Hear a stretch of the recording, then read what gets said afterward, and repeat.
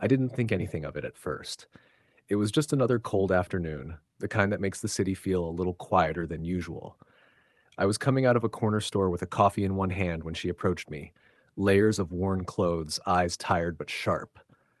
"Hey, sweetheart, you got $5?" Her voice wasn't aggressive, just persistent. I reached into my pocket, pulled out a few bills, and handed her some cash. "Get yourself something to eat," I said. She smiled. "Thank you, baby. I remember kindness." I nodded and walked off, not thinking twice about it. People ask for money all the time. That was that, or at least I thought it was. A couple days later, I saw her again. Different store, different part of town. Same woman, same look, same voice. "Hey, sweetheart, you got $5?" I paused for a second, squinting at her. "Didn't I just see you the other day?" She smiled again, a little wider this time. "I remember you." Something about the way she said it stuck with me, but I brushed it off. I handed her a couple dollars and kept moving. Coincidence, right? That's what I told myself. But then it happened again and again. Gas station, grocery store, liquor store. It didn't matter where I went, she was there, always just close enough to notice me, always walking up like we had some kind of routine. "Hey, sweetheart, you got $5?" At first, I tried to laugh it off. The city isn't that big, I told myself. She's homeless. Of course, she moves around. But then she started showing up at places that didn't make sense, like outside my job. I work on the other side of town, nowhere near where I usually run into her. One afternoon, I stepped out for a break, and there she was, standing across the street like she'd been waiting. And just like always, she crossed over. "Hey, sweetheart, you got $5?" That's when something in me shifted. I didn't reach for my wallet this time. Instead, I looked her dead in the eyes. "No disrespect, lady, but are you following me?" For a second, her smile dropped, not completely, just enough for me to notice. Then it came back. "I remember you," she said softly. "That don't answer my question."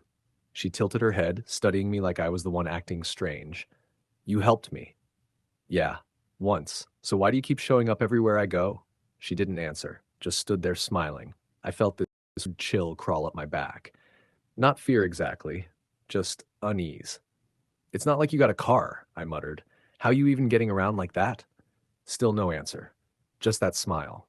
I shook my head and walked back inside, but I couldn't focus for the rest of the day. Every time I looked out the window, I half expected to see her standing there. Sometimes I thought I did. After that, things got worse.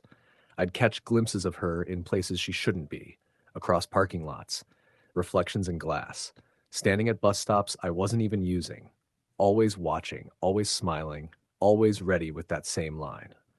"Hey, sweetheart, you got $5?" I stopped giving her money, stopped acknowledging her. But it didn't matter. She kept coming. It got to the point where I started taking different routes home, checking over my shoulder, locking my car doors the second I got in. Still, somehow, she was always nearby, waiting. Then one night, it all came to a head. I was at home trying to shake the feeling off, TV on, lights low, telling myself I was just overthinking things. That's when I heard it. A knock. Slow, deliberate, 3 times. I froze. Nobody comes by unannounced. Not at that hour. Another knock, this time louder. My chest tightened as I walked toward the door. I don't know why I didn't just ignore it. Maybe I needed to prove to myself I was being paranoid. I reached for the hesitated, then opened it. And there she was, Miss Jones, standing on my doorstep like she belonged there. Same clothes, same tired eyes, same smile. She leaned her head slightly, looking up at me like we were old friends. "Hey, sweetheart," she said softly. A pause. Then, just like always, "You got $5?"